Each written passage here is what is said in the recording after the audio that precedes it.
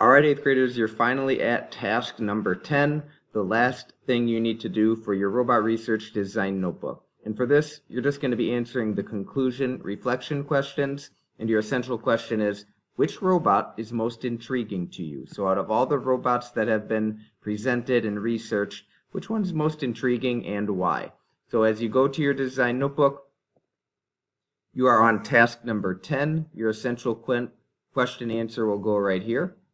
And then remember, for these evaluating questions, write them in complete sentences. Go in as much detail as you can. So one-word answers or even one-sentence answers isn't going to get you a super high grade. So talk about your experience going through these questions and go in depth. So remember, the blue background questions are must-do questions. There are four of those. And it's, what is a robot? What are two things that you did well on your presentation? What was the most challenging part of this project? And what's one way that you could improve your slide presentation? After that, then there's two should do. So you should do these. I hope all of you do it.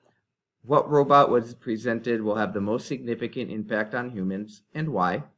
And explain what you think the future of robotics is in the world. So as we've gone throughout the history of our world, it's become more and more reliable on technology, and you can see the effect that it's had on jobs. So what do you think the future is of robots and how we're going to use them and what it might be in the future? And then the last one, which is a pink aspire to do, should there be limits placed on robots? And so this is asking, and it says explain whether there should be and explain whether there should be no limits. And it's basically asking, should we get to a point where we say, all right, robots can't do everything for us.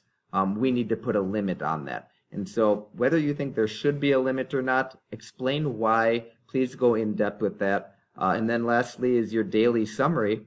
And then you're all done with task number 10. Congrats on finishing your robot research project.